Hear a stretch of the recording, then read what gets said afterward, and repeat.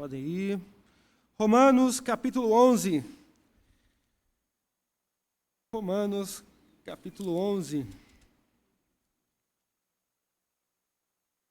Nossa leitura será a partir do verso 1. Embora no boletim esteja a partir do verso 11, resolvi retroceder um pouco, para que nós entendamos melhor o que Paulo quer nos ensinar, o que Deus quer nos ensinar através da pena do apóstolo Paulo.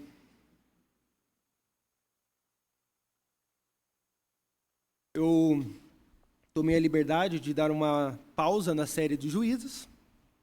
Os irmãos sabem que eu prego lectio contínua, livros inteiros ou passagens inteiras, mas eu resolvi dar uma pausa e explico o porquê. Por conta dos últimos acontecimentos.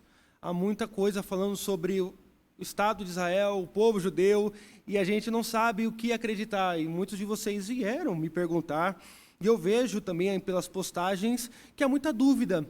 Os judeus, Deus ainda tem um plano para os judeus, eles ainda são o povo de Deus. O que está acontecendo lá, nesse exato momento, envolvendo Hamas, é cumprimento de que profecia? O que a Bíblia, afinal de contas, nos ensina acerca do futuro de Israel? Então, nós estamos aqui diante de Romanos, capítulo 11, que é o texto mais claro acerca do futuro de Israel em toda a Bíblia. Tá? Então, se você quiser estudar esse assunto, Romanos 11 é a parte mais clara e profunda acerca do futuro dos judeus à luz da nova aliança.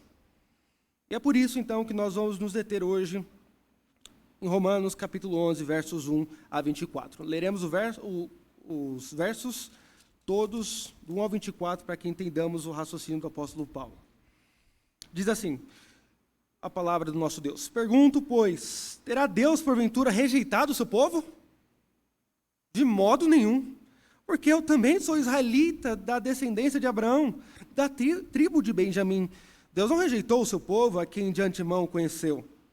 Ou não sabeis o que a Escritura refere a respeito de Elias, como insta perante Deus contra Israel, dizendo, Senhor, mataram os teus profetas, arrasaram os teus altares, e só eu fiquei, e procuram tirar minha vida. Que lhe disse, porém, a resposta divina? Reservei para mim 7.000 homens que não dobraram os joelhos diante de Baal. Assim, pois, também agora, no tempo de hoje, sobrevive um remanescente segundo a eleição da graça.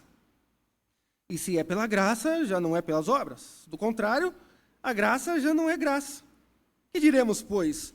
O que Israel busca, isso não conseguiu, mas a eleição o alcançou e os mais foram endurecidos. Como está escrito, Deus lhes deu espírito de entorpecimento, olhos para não ver, e ouvidos para não ouvir, até o dia de hoje. E diz Davi, torne-se-lhes a mesa em laço e a mardilha, e em tropeço e punição. Escureçam-lhes os olhos para que não vejam, e fiquem para sempre encurvados às suas costas. Pergunto, pois, porventura, tropeçaram para que caíssem? De modo nenhum, mas pela sua transgressão veio a salvação dos gentios, para pô-los em ciúmes. Ora, se a transgressão deles redundou em riqueza para o mundo, e seu abatimento em riqueza para os gentios, quanto mais a sua plenitude. Dirijo-me a vós outros, que sois gentios, visto, pois, que sou apóstolo dos gentios, glorifico o meu ministério, para ver se, de algum modo, posso incitar a emulação os do meu povo e salvar algum deles.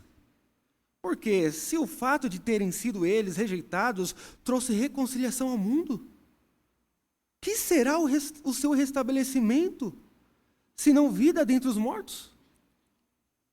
E se forem santas as primícias da massa, igualmente o será a sua totalidade. Se for santa a raiz, também os ramos o serão. Se, porém, alguns dos ramos foram quebrados, e tu, sendo oliveira brava, foste enxertado em meio deles, e te tornaste participante da raiz e da seiva da oliveira, não te glories contra os ramos.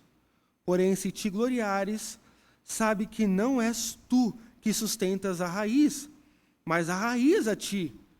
Dirá, pois, alguns ramos foram quebrados para que eu fosse enxertado. Bem, pela sua incredulidade foram quebrados. Tu, porém, mediante a fé, estás firme. Não te ensoberbeças, mas teme. Porque se Deus não poupou os ramos naturais, também não te poupará. Considerai, pois, a bondade e a severidade de Deus. Para os que caíram, severidade. Mas para contigo a bondade de Deus, se nela permaneceres. De outra sorte, também tu serás cortado. Eles também, se não permanecerem na incredulidade, serão enxertados, pois Deus é poderoso para os enxertar de novo. Pois se foste cortado daqui por natureza era oliveira brava, e contra a natureza enxertado em boa oliveira, quanto mais não serão enxertados na sua própria oliveira aqueles que são ramos naturais. Amém.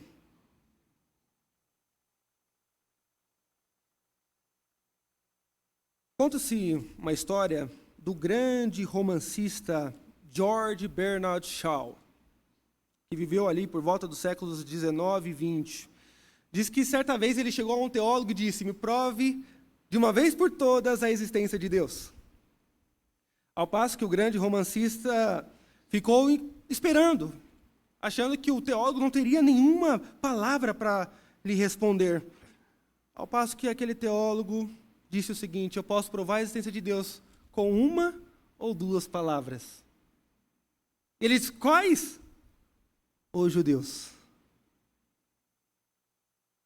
A história de Israel, desde Abraão até os dias de hoje, é um testemunho notável do governo de Deus na história da raça humana. O povo judeu é um dos maiores milagres da história da humanidade. Não há como negar. Eles têm sido preservados por séculos, em meio a inúmeros perigos devastadores. Apesar de séculos de perseguição e de muitos planos malignos para eliminá-los da face da terra, mesmo estando banidos da sua pátria por 19 séculos, os judeus mantiveram a sua identidade milagrosamente. Recordemos, por exemplo, como tramaram contra os judeus durante a Segunda Guerra Mundial. De 17 milhões de judeus que viviam em 1933, somente 11 milhões sobreviveram. 6 milhões foram trucidados nas câmaras de gás e nos campos de concentração. Todavia, no dia 14 de maio de 1948, os judeus retornaram à sua terra como uma nação livre, tornando-se então uma nação rica e forte. Apesar do seu crescimento e da sua história, os judeus ainda enfrentam inúmeros ataques motivados pelo ódio. Nos últimos dias, nós fomos surpreendidos por inúmeras notícias dos ataques do Hamas contra Israel. Hamas é o maior grupo militar islâmico que reside na Palestina. Esse grupo islâmico domina a faixa de Gaza desde 2007 e tem como cerne a destruição de Israel na sua fé. Então, o objetivo de vida do Hamas é a destruição de Israel. Não é algo apenas geopolítico, não é algo apenas por terras e petróleo. É algo que beira a necessidade de um extermínio em massa. Este é o sonho do Hamas. E a pergunta que assola os crentes nos nossos dias é: o que devemos esperar do futuro de Israel? O que está acontecendo lá em Israel? Será que tem alguma coisa a ver com os planos de Deus para aquele povo? Qual deve ser o direcionamento das nossas orações quando a gente toca nesse assunto? Eu acredito, irmãos, que estudar esse assunto à luz da Bíblia vai corrigir a nossa visão acerca de Israel e dos judeus, como também vai nos dar várias lições de como Deus age no plano da história. E aqui estamos em Romanos 11. A passagem desta noite, como eu já disse, trata exatamente deste assunto. Qual é o futuro dos judeus nos planos redentores de Deus? No capítulo 9 dessa carta, o apóstolo Paulo fala da queda dos judeus, de como eles, de fato, tropeçaram em Jesus Cristo e rejeitaram a oferta do Evangelho. Tudo isso fazendo parte do soberano plano do Senhor. Isso Paulo fala no capítulo 9. Eles rejeitaram e são culpados por isso. No capítulo 10, Paulo acentua dizendo que a culpa da rejeição de Israel é exclusivamente da nação. Deus não tem culpa disso, pois os israelitas sabiam, desde o Antigo Testamento, que a salvação não era por obras. Era necessário o sacrifício de sangue para a remissão de pecados. E por isso eles são indesculpáveis perante Deus.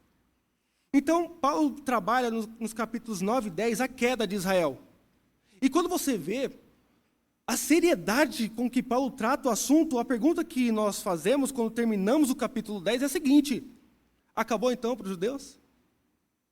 A história acaba ali? Eles rejeitaram a Cristo, Deus então fecha a porta da salvação para eles, e agora trata apenas com os gentios?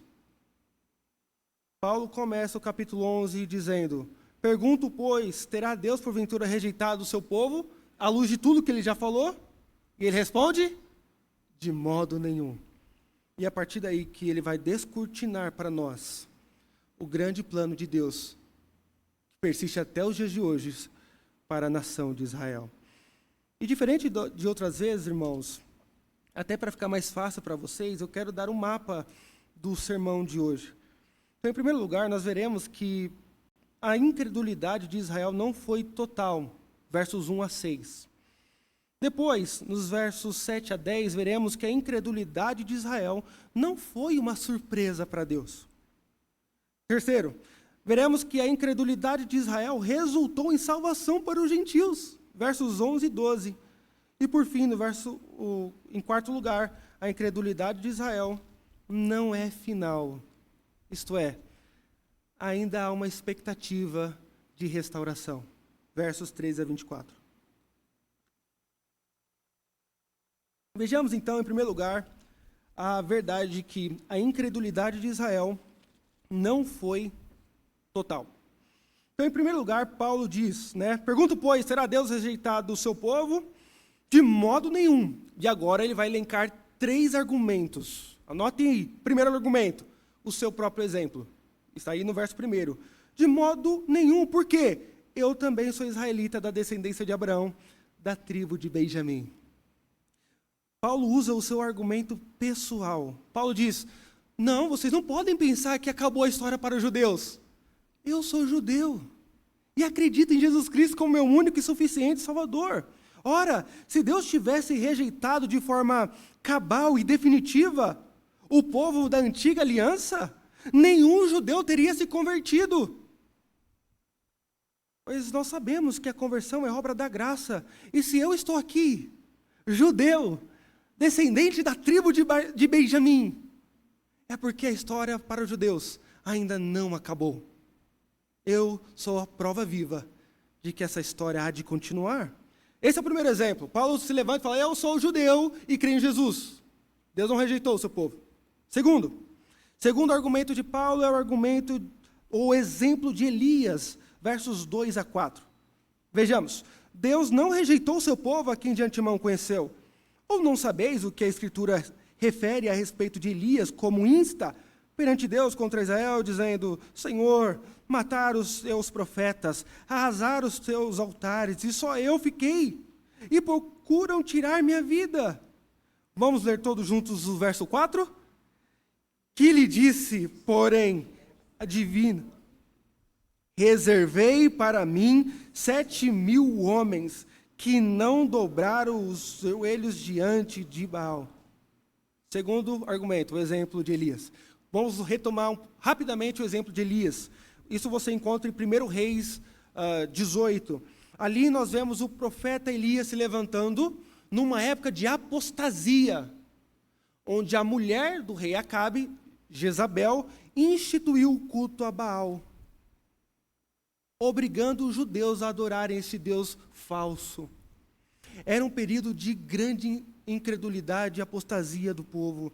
Depois que Elias enfrenta os profetas de Baal e vai e foge para a caverna por conta de uma ameaça de Jezabel, ele clama a Deus dizendo: Senhor, diante dessa apostasia está pesado.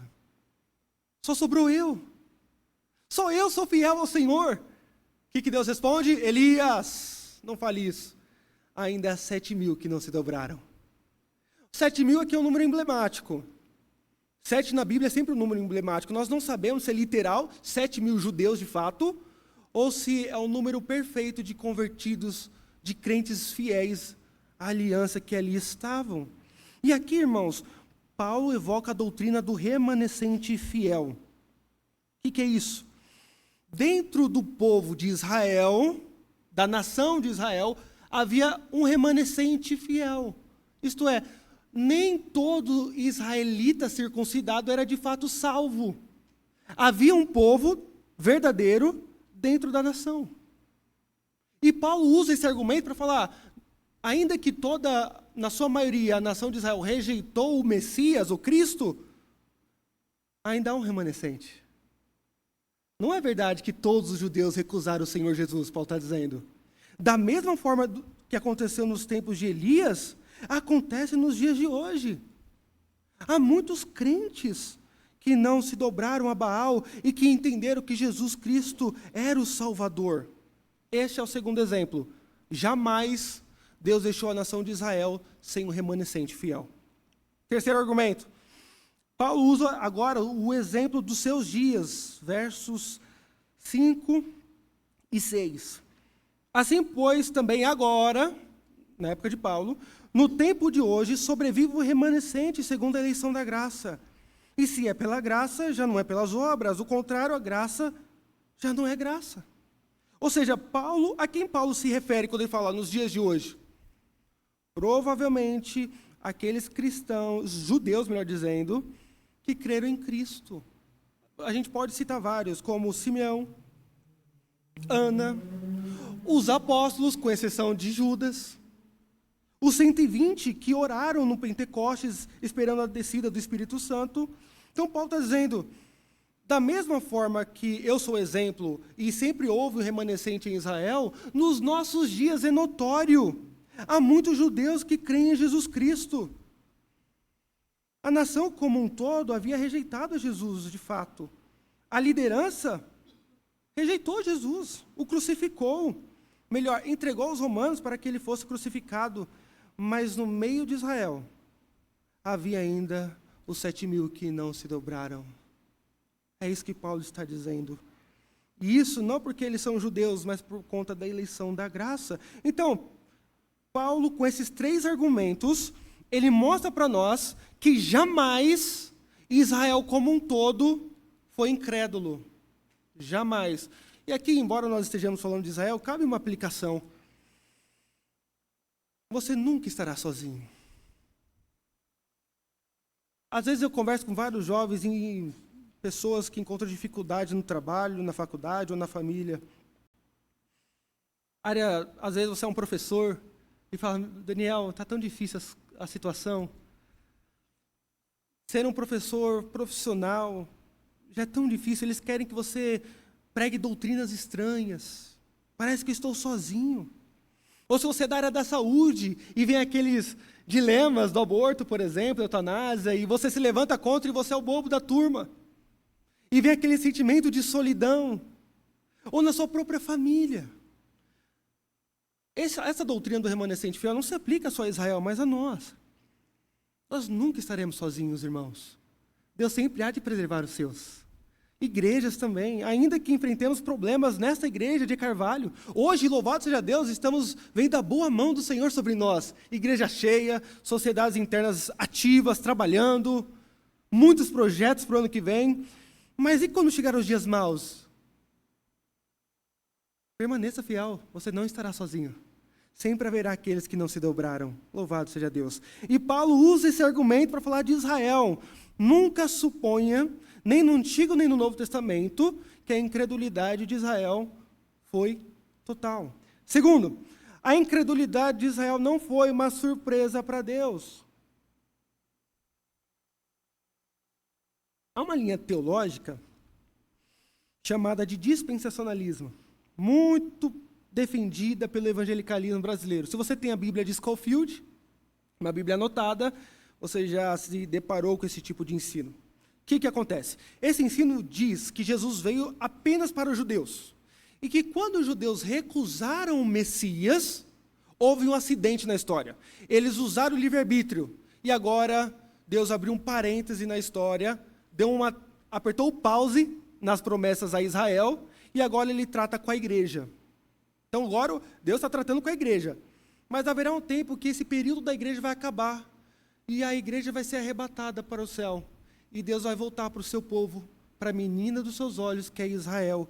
Então depois Jesus virá e reinará por 1000 anos, literalmente em Jerusalém. Isso para provar que foi um acidente a igreja.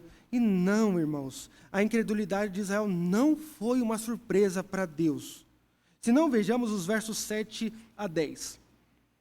Que diremos, pois?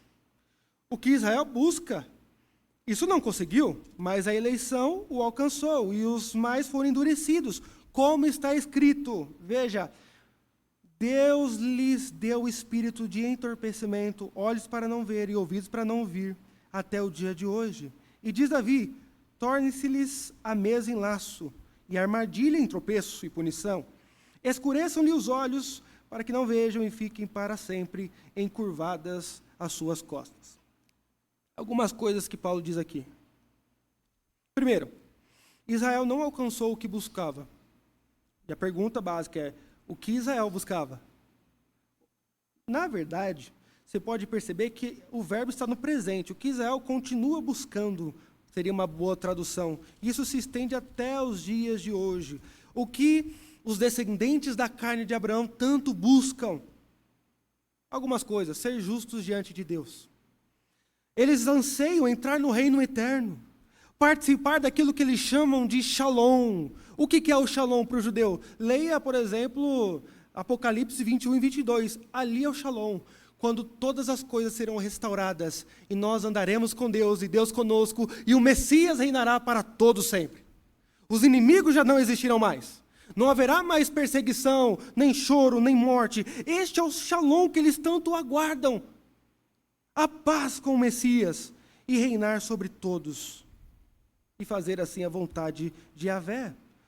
Por que eles não alcançaram essas coisas que são boas? Paulo está dizendo, eles não alcançaram isso. Porque eles quiseram alcançar por meios que Deus não determinou. Os israelitas esqueceram da justiça de Deus revelada no Evangelho. Então, por meio das obras da lei, por meio dos méritos, por meio da circuncisão ou da dieta religiosa, ou da própria tradição judaica, eles quiseram entrar por força neste shalom de Deus, e se esqueceram que o relacionamento de Deus com o homem é sempre por graça. No Antigo Testamento era assim, ou você não lembra do sacrifício que eles tinham que fazer? Para que servia o sacerdócio? Senão para representar e expiar pecados da antiga aliança, apontando para Cristo. Dessa forma, eles não alcançaram. Portanto, irmãos, se um judeu assim, como qualquer outra pessoa, não crer em Jesus Cristo, está perdido. Essa é a constatação do apóstolo Paulo. O que eles buscam continuamente, eles não alcançaram. O Paulo falou outra coisa.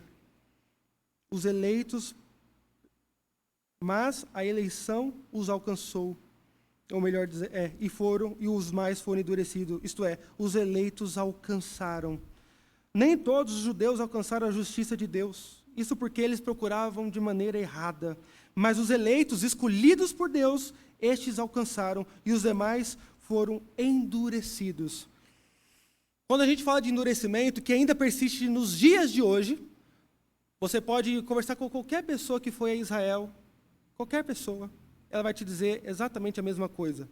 Os judeus, às vezes os guias turísticos, conhecem muito da história de Jesus, muito mesmo. onde foi aquilo outro, sabem detalhes dos evangelhos, mas se você perguntar, você crê? Ele vai responder? Não. O endurecimento de Deus para os israelitas foi porque eles rejeitaram contínua e sistematicamente os enviados de Deus, matando os profetas e assim por diante.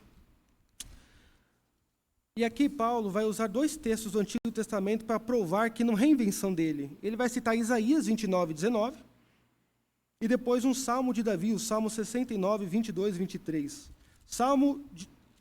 Isaías 29, 19 está aí no verso 8, como está escrito: Deus lhe deu espírito de entorpecimento, olhos para não ver e ouvidos para não ouvir, até os dias de hoje.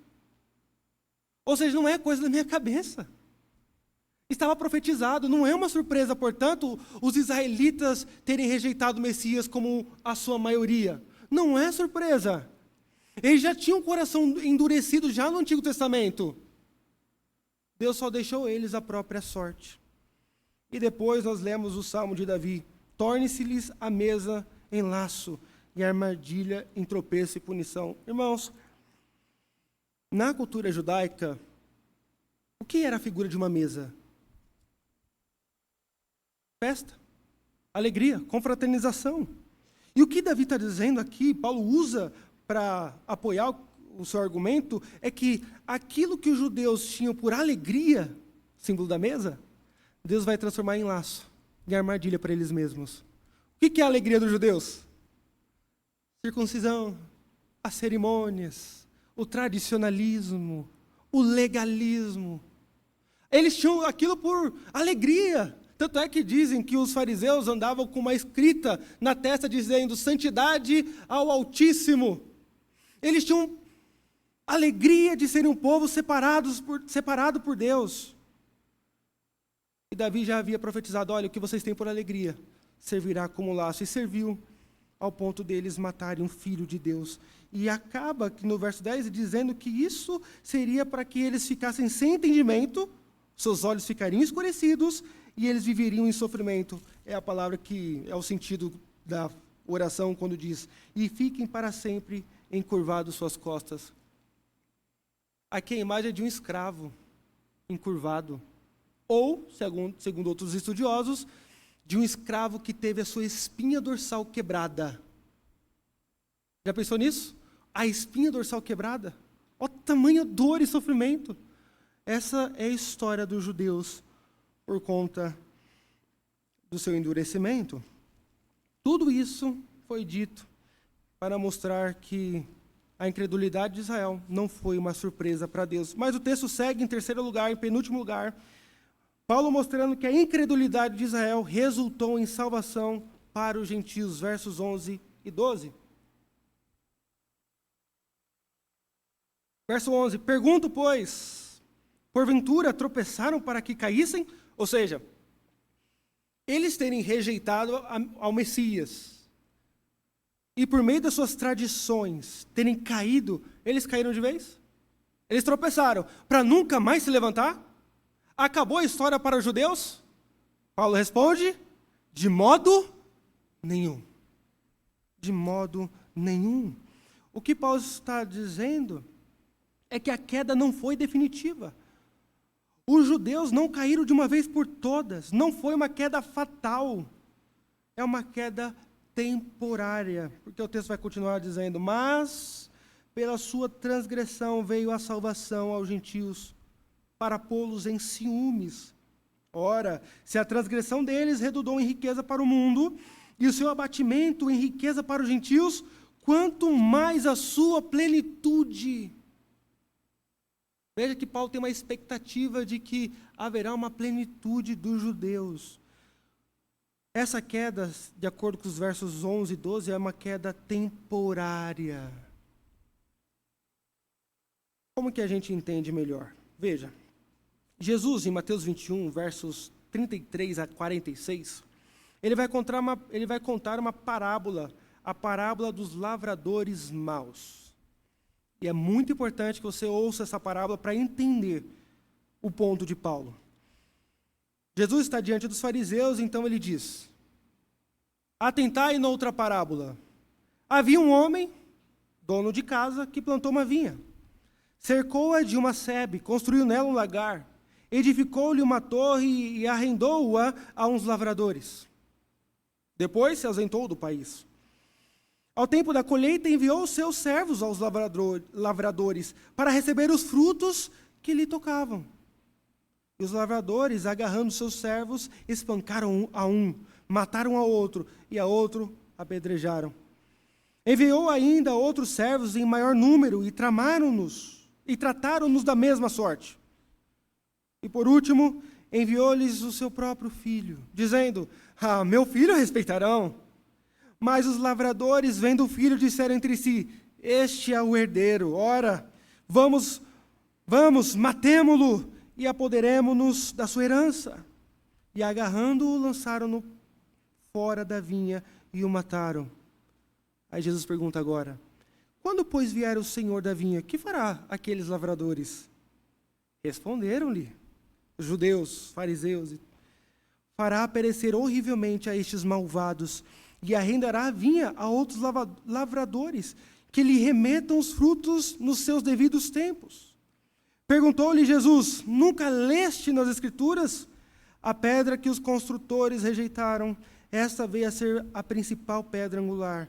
E isto procede do Senhor, e é maravilhoso aos nossos olhos. Portanto, vos digo que o reino de Deus vos será tirado e será entregue a um povo que lhe produz os respectivos frutos. Todo o que cair sobre essa pedra ficará em pedaços, e aquele sobre quem ela cair ficará reduzido a pó. Os principais sacerdotes e fariseus, ouvindo estas parábolas, entenderam que era a respeito deles que Jesus falava, e conquanto buscassem prendê-lo, temeram as multidões, porque essas o consideravam como um profeta. Entendam a parábola. A vinha é o reino de Deus. O dono da vinha é o próprio Deus. Os lavradores a quem Deus deixou para trabalhar nesta vinha era uma nação de Israel. Os emissários que iam cobrar os frutos, os profetas da antiga aliança, os quais foram recusados, rejeitados, espancados e mortos ao longo da história pelos próprios judeus. Por fim, Deus mandou seu único filho para aquela nação. E o que eles fizeram? Mataram o próprio Filho de Deus. A pergunta de Jesus é emblemática. Ele pergunta para os fariseus: o que vocês acham que o dono da vinha fará a estes lavradores? Em outras palavras, o que vocês acham que Deus vai fazer com vocês?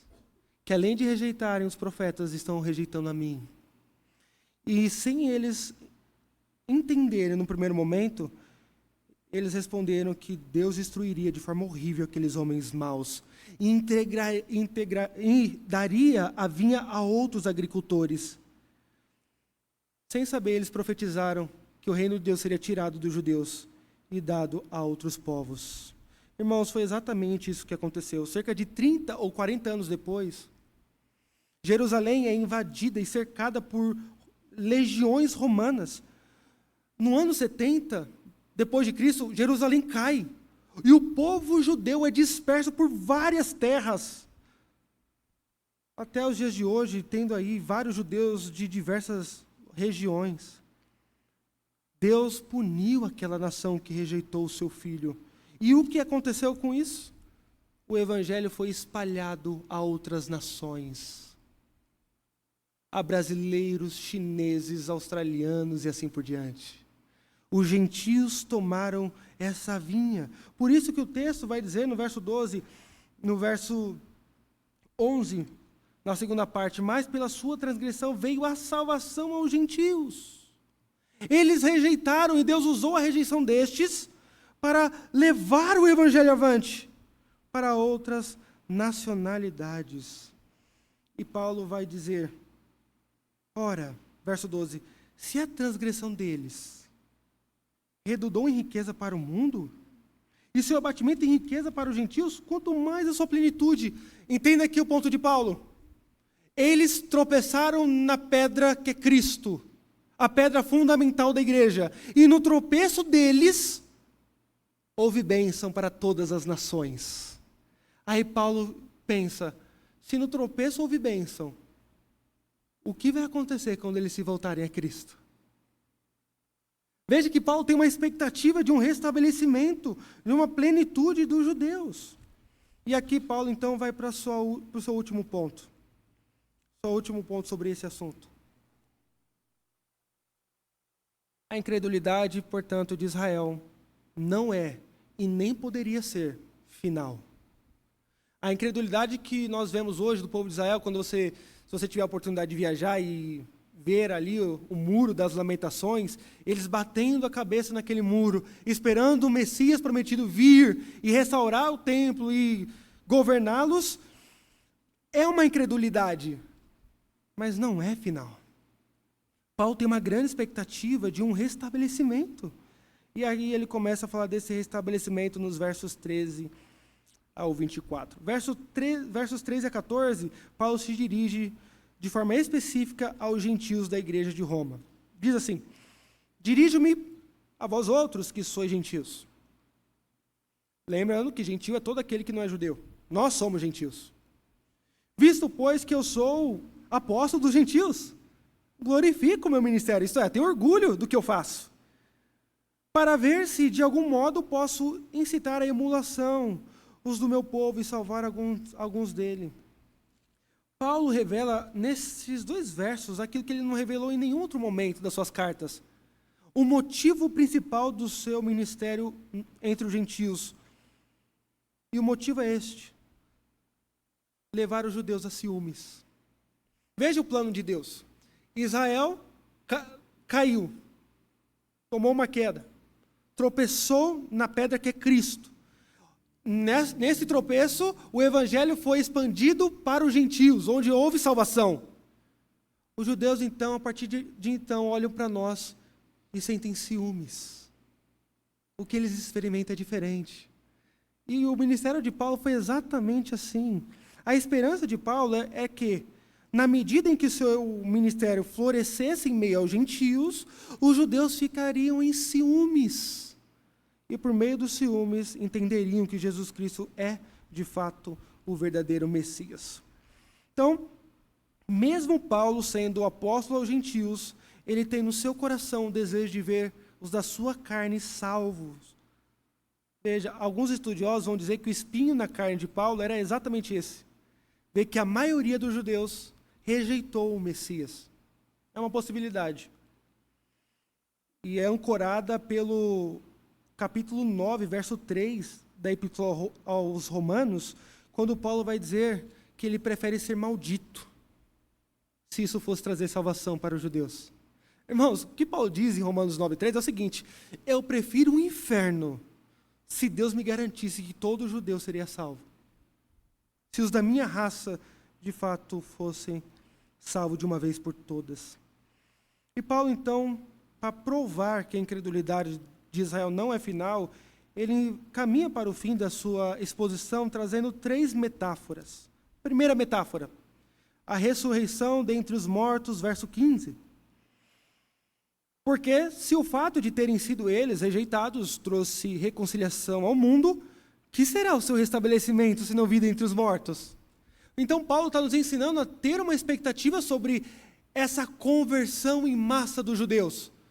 Olha, será como vida entre os mortos. Hoje, se você olhar a nação de Israel, é guerra atrás de guerra, incredulidade atrás de incredulidade. Mas se Deus permitir que na nossa geração experimentemos ver o restabelecimento daquele povo, meus irmãos, será como vida dentre os mortos. É algo que só Deus pode fazer. Segunda metáfora. A metáfora da massa de pão, verso 16, primeira parte. E se forem santas as primícias da massa, igualmente será a totalidade. A ideia é que, se a massa é boa, o primeiro pão vai sair bom. E o segundo? Bom, se é feito da mesma massa. E o terceiro? Bom também. O raciocínio de Paulo é o seguinte: as primícias da massa são os patriarcas. E eles foram homens de Deus. E deles descendeu grande número de crentes. Isso não pode ter ficado só no passado. Muitos judeus ainda hão de se converter e têm se convertido ao longo da história, porque fazem parte da história de Abraão. O primeiro foi crente. Será que dessa massa não vai sair mais nenhum pão bom? Paulo diz que sim, é óbvio que sim. E por fim ele termina com a grande metáfora da raiz e dos ramos, versos 16 a 21.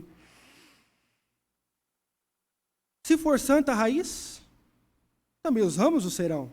Se, porém, alguns dos ramos foram quebrados, e tu, sendo oliveira brava, foste enxertado em meio deles, e te tornaste participante da raiz e da ceifa da oliveira, não te glories contra os ramos. Porém, se te gloriares, sabe que não és tu que sustentas a raiz, mas a raiz a ti. Dirás, pois, alguns ramos foram quebrados para que eu fosse enxertado. Bem, pela sua incredulidade foram quebrados. Tu, porém, mediante a fé, estás firme, não te ensoberbeças, mas teme, porque se Deus não poupou os ramos naturais, também não te poupará. Terceira e última metáfora, a raiz e os ramos. Irmãos, a primeira metáfora, a ressurreição dos mortos, aponta para um evento inesperado ou extraordinário, melhor dizendo, é algo poderoso vindo de Deus.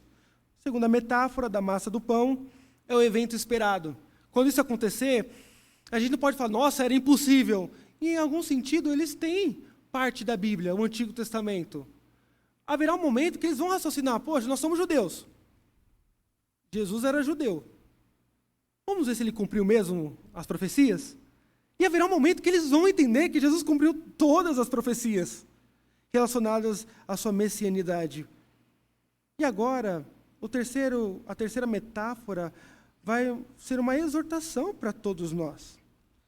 É claro que a oliveira, eu quero que você preste atenção nessa metáfora, que é muito importante. A oliveira é o Israel espiritual, o povo de Deus. Os ramos naturais são os israelitas, os judeus, descendentes de Abraão na carne. Estes foram cortados por conta da sua incredulidade. Eles não fazem mais parte do povo de Deus só porque eles são ramos naturais, só porque eles descendem de Abraão e nas suas veias correm, de fato, o sangue dos patriarcas. Deus os cortou. E Deus, então, aprova ele no momento da história enxertar os gentios. De modo que o povo de Deus hoje é majoritariamente gentil.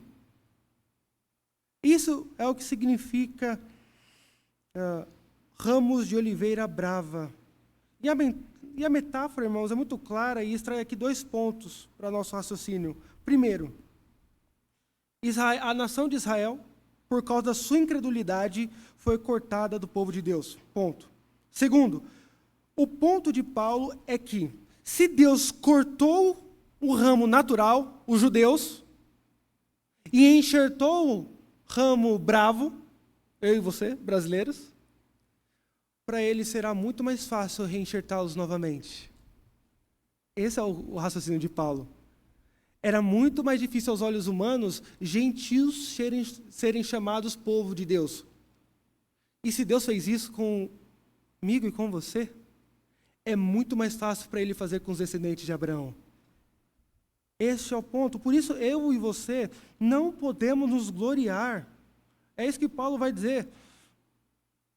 Verso 21, por exemplo, porque se Deus não poupou os ramos naturais, também não te poupará. Tome cuidado. Não é porque você é brasileiro, da igreja presbiteriana, que você pode viver de qualquer jeito. Olha a demonstração de Paulo para nós. Ah, não, eu fiz uma pública profissão de fé, eu me batizei na infância, meu céu está garantido. Era o mesmo erro dos judeus.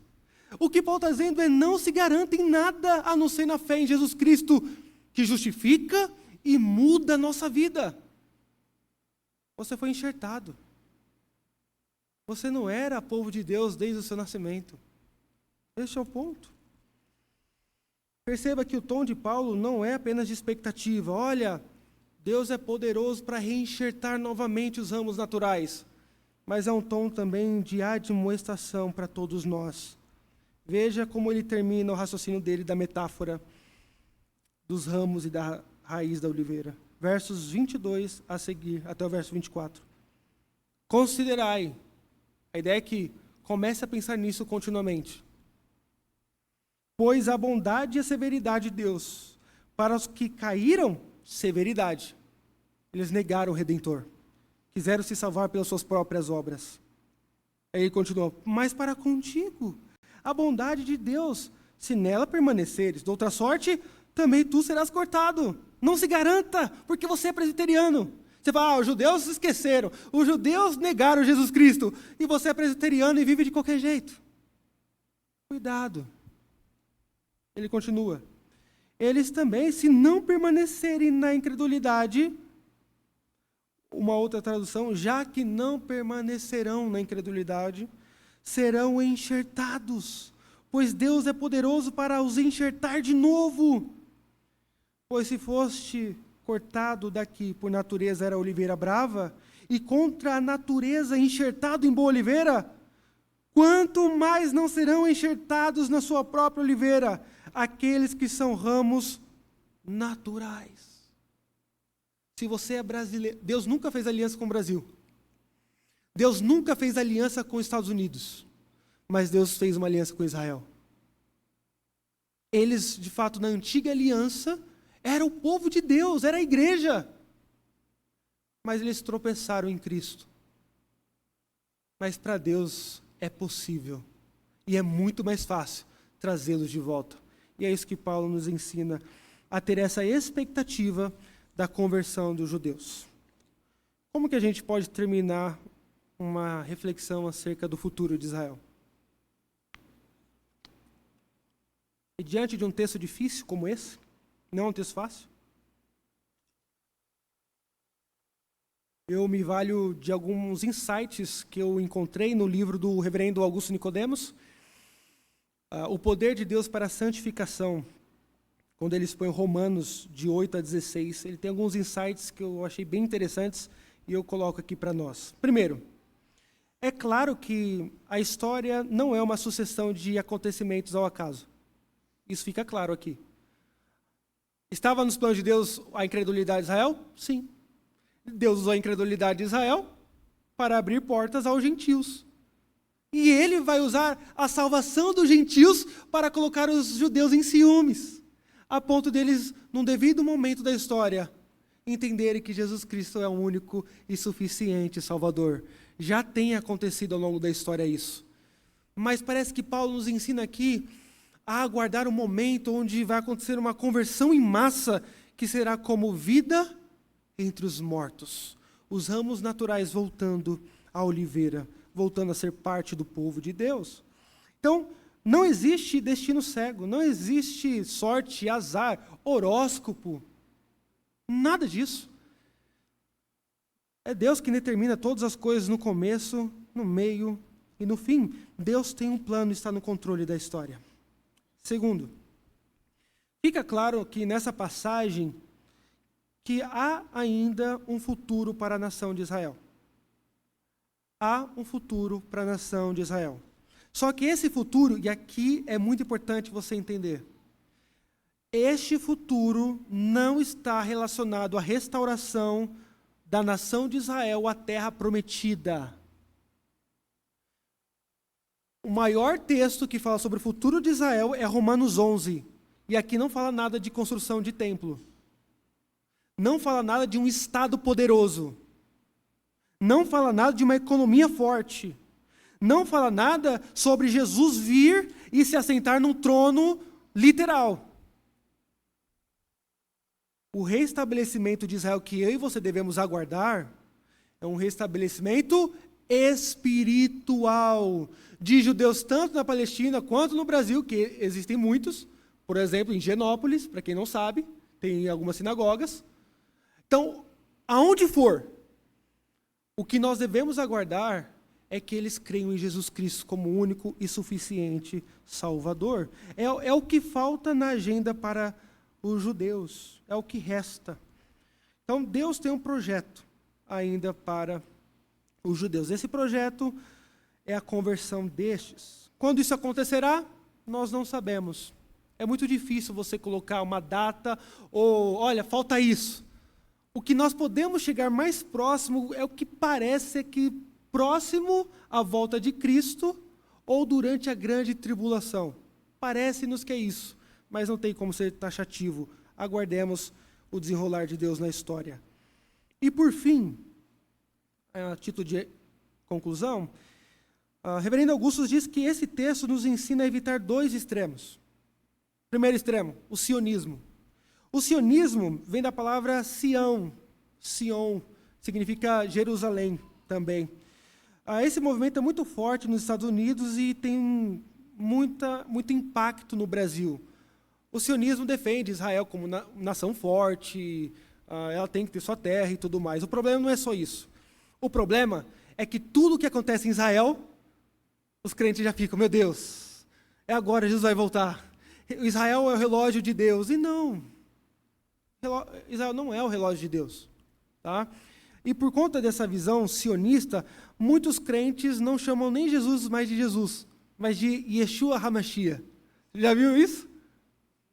Muitos judeus estendem aí a bandeira de Israel e ficam, Israel. Não. Trazem a arca da aliança, o shofar, o candelabro e tudo mais.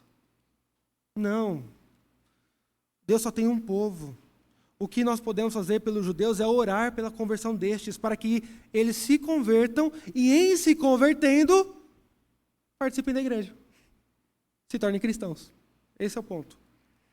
O outro extremo é a judeofobia. É uma atitude que muitos crentes tiveram ao longo da história. Alguns vão dizer, não, o judeu não tem mais nada a ver, Deus não tem mais nenhum compromisso com aqueles que vieram da linhagem de Abraão, e não é bem assim. O texto que nós lemos mostra que haverá uma restauração. Os ramos naturais voltarão. E a gente tem que orar por isso. Não é só Hamas e Israel. Eu quero, nessa noite, tentar corrigir a sua visão. Hamas contra Israel não é o ponto nevrálgico da nossa questão aqui. É se eles acreditam que Jesus é o Cristo. E nós, para isso, irmãos, devemos entender que nós não podemos odiar os judeus porque eles mataram o Cristo. Lembre-se, judeus e gentios mataram o Redentor. Então, os gentios ali, pelos romanos, representando a mim e a você. E aqui, meus irmãos, é importante que entendamos que o nosso trato com judeus é importante para que coloquemos eles em ciúmes. Nós não somos inimigos dos judeus. É verdade, eles não pertencem mais ao povo de Deus, mas pelo nosso testemunho eles serão salvos, de acordo com o que Paulo diz. E aqui, eu me valho de uma citação de um judeu messiânico. O que é um judeu messiânico? Alguém que creu que Jesus Cristo é o Redentor, é o Messias prometido, mas continua na cultura judaica. Há muitos em Israel. E olha o que ele vai dizer sobre a nossa falta de trato com os judeus. Eu fiz questão de colocar aqui no final do sermão. O nome dele é David Stem. Ele vai dizer: do que se espera que os judeus tenham ciúmes? Lembra, os judeus serão salvos pelo ciúme, pela nossa salvação, pelo nosso testemunho. E ele pergunta, do que os judeus terão ciúmes? Dos cristãos que prenderam judeus em sinagogas e queimaram vivos? O que aconteceu durante as cruzadas em 1099? É disso que eles vão ter ciúme? Dos cristãos que forçaram judeus a ouvir sermões para convertê-los contra a vontade e os expulsaram do seu país? O que aconteceu na Idade Média e na Inquisição? É disso que eles vão ter ciúme? Ou melhor, dos cristãos que inventaram o libelo de sangue, acusando os judeus de matarem crianças cristãs durante a Páscoa. Uma mentira. É disso que eles vão ter ciúme? Dos sacerdotes cristãos que carregavam a cruz, liderando multidões assassinas em massacres? Ou melhor, eles vão ter ciúmes dos cristãos que se silenciaram enquanto 6 milhões de judeus pereceram no Holocausto? Ou talvez os cristãos que os assassinaram, inclusive o próprio Hitler, que nunca foi excomungado da Igreja Católica.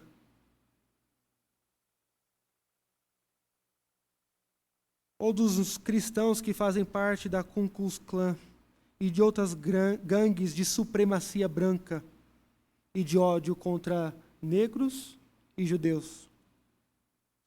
De cristãos que apoiam organizações palestinas cujos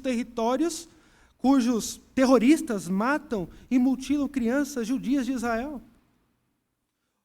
Ou de um cristão como arcebispo ortodoxo grego chamado Kabuti, condenado por contrabando de armas para facções terroristas anti-Israel na Palestina. De quais cristãos nós, judeus, devemos ter ciúme? Isso é uma aplicação muito dolorida e necessária para nós, de como nós temos nos posicionado quando o assunto é judeu. Lembre-se, eles não são povo de Deus, estão fora. Mas pelo nosso testemunho eles podem retornar. É o que Paulo nos ensinou hoje. Eu termino falando então da verdadeira postura que nós devemos ter. Primeiro, de gratidão. Paulo vai dizer, veja a bondade de Deus. Você não é da descendência de Abraão. Você é brasileiro. E Deus te alcançou.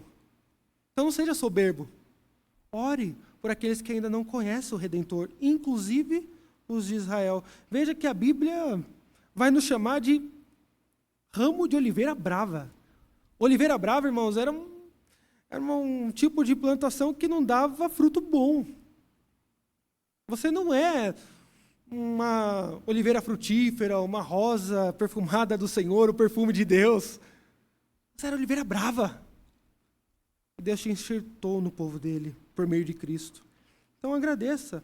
Considere também a severidade de Deus. Talvez você que me escutou hoje à noite tenha muitos pecados escondidos. E você está encostado no fato que você é presbiteriano, nasceu em berço cristão. Lembre-se que se Deus não poupou os judeus, Ele não poupará você. Talvez hoje seja o momento de você refletir a sua vida. O que te traz aqui dominicalmente? O que faz você dizer que é cristão? E por fim, para você que está aqui nessa noite, ou que vai ouvir essa mensagem e não é crente. Você veio ouvir um sermão, falou, vou ver o que tem aí nessa igreja. Vamos ver se tem alguma coisa para mim. Eu não creio em nada, estou decidindo, eu quero ver se eu vou ser cristão mesmo. Deixa eu fazer um convite para você. Há espaço ainda nessa oliveira. O dia da salvação é hoje. Há espaço para você que é ramo de oliveira brava. Arrependa dos seus pecados. Reconheça que você é um pecador e que está perdido. Porque Deus em Cristo convida você para a grande salvação. Deus abençoe.